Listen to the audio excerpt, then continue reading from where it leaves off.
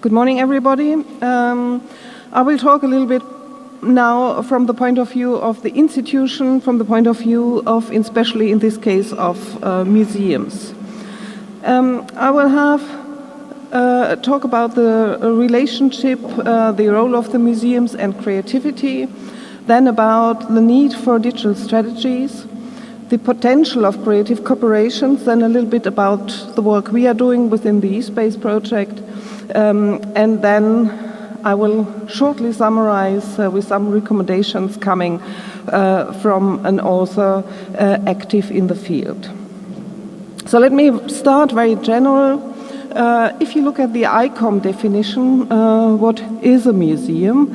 It says that a museum is a non-profit permanent institution in the service of society and its development, open to the public, which acquires, conserves, researches, communicates and exhibits the tangible and intangible heritage of humanity and its environment for the purposes of education, study and enjoyment.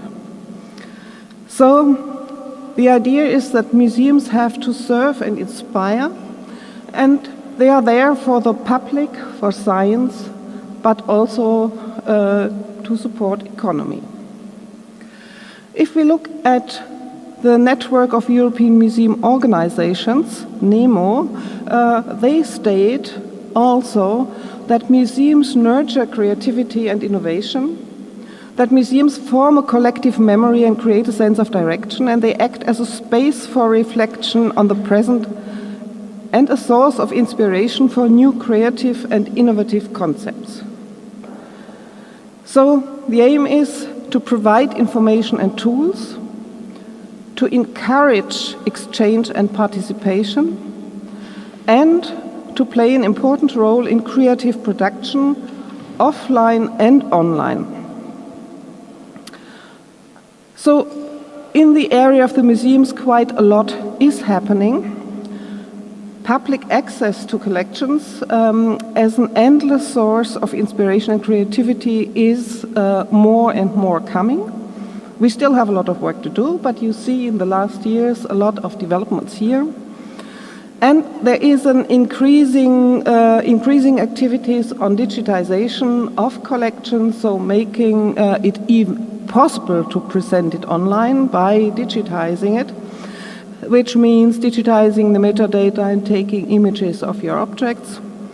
And as such, we have the increased availability to the public and also for the creative usage.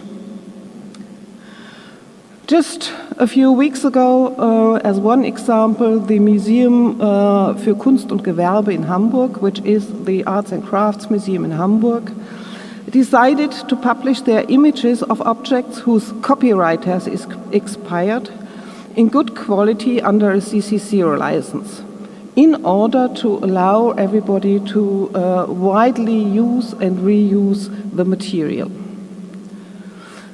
Platforms like Europeana, we heard about it yesterday, and as one of the national aggregators, the German Digital Library, Deutsche Digitale Bibliothek, widely increase the visibility and the findability in the endless World Wide Web. So that's, it was the tier one of what Milena presented yesterday, which every museum is really interested in, even if they are really very, let's say, slowly taking up the idea. There are also more and more platforms coming up, like in this case, one on an architect and artist Schinkel's heritage. It's a specialized portal, a specialized point of access for research and researchers on this topic. And we have more and more of these kind of information coming up, allowing researchers all over the world to come together and discussing on one research topic they are interested in, even if it is on the other side of our planet. So A lot of discussion is taking place in the museum community, and I now would like just to quote a little bit from a study on future trends done by the Dutch Museum Association. They published the Agenda 2026, thinking about our digitized society, as it is named. And the idea is that creativity in cultural institutions, which is there since ages, if you think in all the educational work we are doing, but this creativity in cultural institutions has to be extended by new media. So we have to go from local bound presentations and productions to new forms that combine virtual and physical media. And just one example from Berlin, where the Museum of European Cultures on the one hand offers a geocaching tour, and we are also working with the Blinkster app, of which I will speak in a few minutes a little bit more. The Agenda 2026 states, the Dutch agenda, as I said, the blurring of the classic divide between knowledge managers and knowledge users will result in new forms of co-makership. And this will result in new virtual productions and exhibitions with new forms of ownership, copyright, authenticity, public outreach and income. And we all see that is on the core of the topics we are discussing together since quite a while now, and I think we will have much more to do here. So what does it mean for museums if you look at this? It means that every museum needs to develop a digital strategy. And this digital strategy has to be on the core of their museum work, so it has to be integrated. And there are several museums who have done this by now. Of the Rijksmuseum we have heard several times already. Another museum of which I will speak a little bit more now is the Städel Museum in Frankfurt, which is an art museum. But there's also the Historic Museum in Bale in Switzerland, which have written a digital strategy and is actively talking about it in the general public. If you look at these three, for example, common aspects of their strategy is that they all say there is a need for a cross-departmental approach. And there is a need to combine offline and online. And the idea is to use these digital possibilities which we have now to enable dialogue and participation. It's much easier than it was before. And if we look at the mission statement of the museum in Frankfurt about their, as they call it, digital extension, they say that they want to meet and extend the requirements of the institution's educational aspirations in the digital era, and they want to use innovative technologies for the museum's core tasks, of which we just spoke in the beginning, stated by ICOM. So they say we need to transfer analog ideas into digital, which does not mean a one-to-one representation. So we really have to think about what does it mean, how do we do it. We should provide offers open for all, and the digital offers and the museum visits are complementary and not competing. That's something which I think in our community, in the museum community, we still have to talk about, because we still have some colleagues who are afraid of making their collections publicly available, because they have a fear that no one is coming anymore to the museum, to the physical place, which I think is completely wrong, but it's a point of discussion. So what does the museum in Frankfurt does, for example? They developed or had developed a computer game for children They are presenting their digital collection online. They developed what they called a digitorial, a kind of educational tour through a museum for which they got an award this year.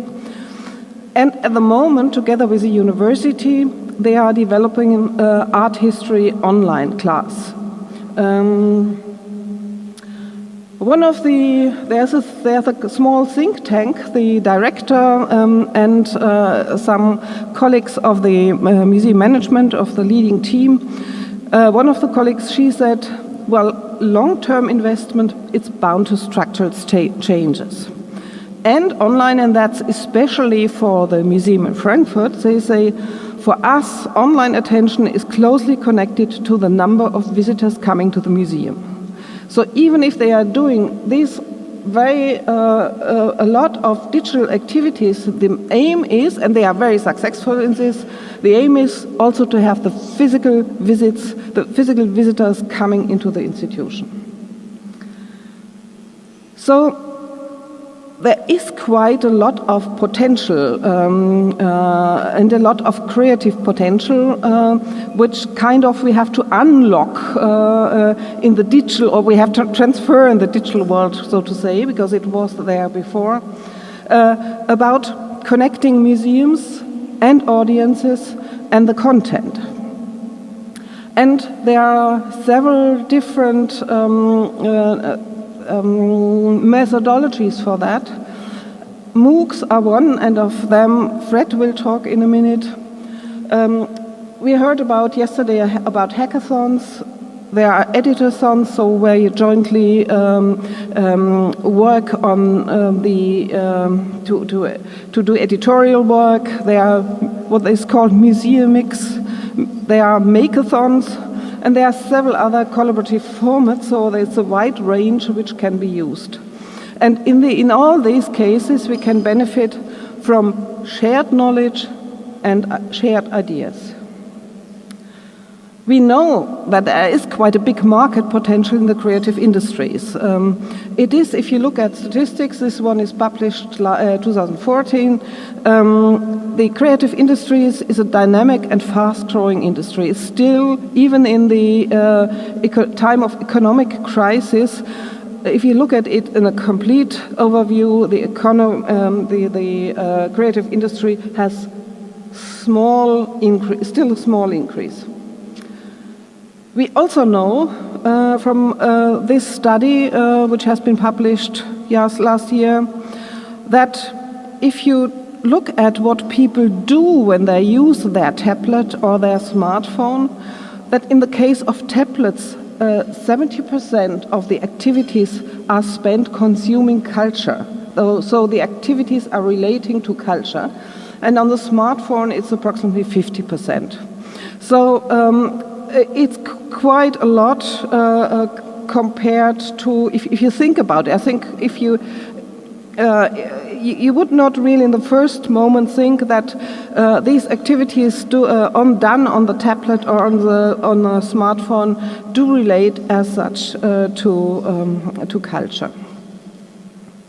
So coming to the application which we are just testing and using in the frame of the Europeana space project, which is the Blinkster application, a mobile app which works via image recognition, and those of you who will take part this afternoon in the one tour, you will see more about it. We offer additional information about the objects and contextualization, also with other media, we said. And the purpose again is entertainment and education. So in the cooperation with the Ethnological Museum and the Museum of European Cultures, we provided and used the produced content for the app.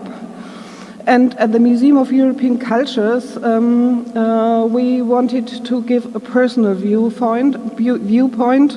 So the museum staff presented their favorite objects in the exhibition. And there is an offer for a special topic guiding you through it, making aware of special topic, in this case gender queer, as a new focus, looking at elements in the exhibition helping to reflect about gender norms and how they can be questioned. And there is an upcycling and other unique objects. So there is content insertion in the database, and then the visual implementation in the exhibition, so that the visitor now, when he comes or she comes to the museum, is able to find the places for which they will find more and deeper information in the exhibition. And we are evaluating, we heard about this yesterday already, with a user survey. We started with curators and colleagues from the cultural heritage sector. And as the iOS and Android versions are now available in the App Store, we can start now testing it with visitors, which we will do in the next weeks. And so there is already a lot of potential, and there are already a lot of different activities and experiments in practice or in development. So I would like to close with these statements from Linda Norris. She is the co-author of Creativity in Museum Practice, and she said, be open-minded, get connected, and think interdisciplinary. So be brave and share your ideas, and try again. And constraints can help foster creativity. That's what we heard yesterday morning in one of the first presentations. Thank you very much.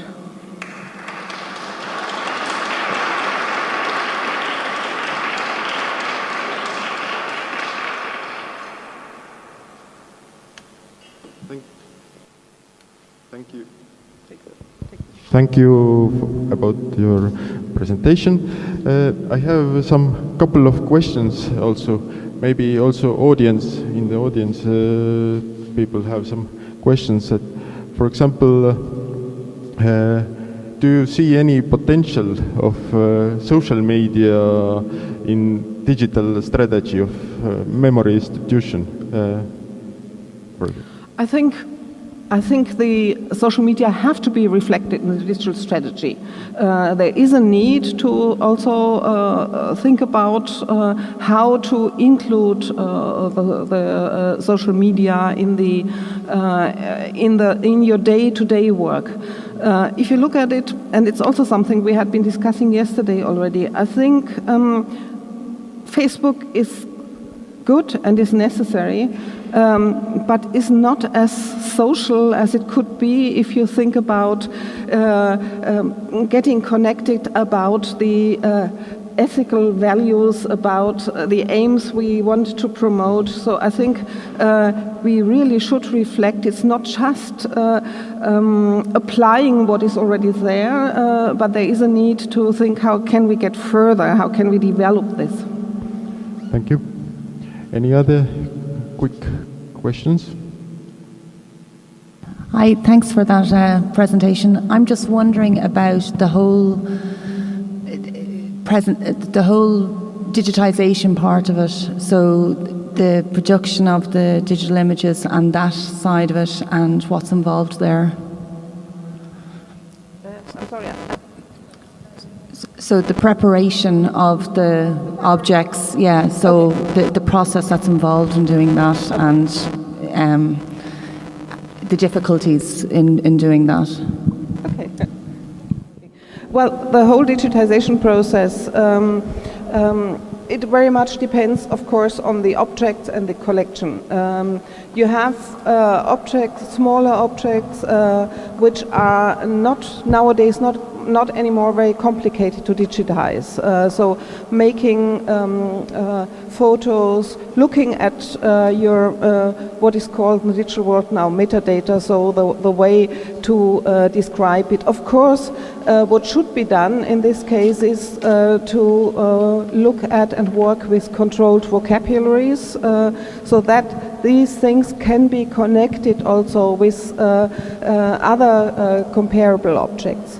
We also have, if you look at large objects like sculptures, and it's more difficult because you really have to move the object, so it involves quite a lot of more investment from the institution, and as such it can be done only step by step. And we know from our survey, for example, that there is mostly the digitization is being done within the daily work of the institution. But we also know that the funding is not very rich in many cases. So the museums really have to do it in small steps. But there have been several European funded projects, and there are also some national activities in some countries really to support and develop it. Even then it takes time. But the first thing is really to develop, also for this, to develop a strategy and to clarify what is relevant for the institution, how to do it, and then reflecting that you are not a silo, not an institution on your own, but that because you need to connect this information, you want to connect also the information to others, you have to agree on some shared standards, including, as I said earlier, the terminology.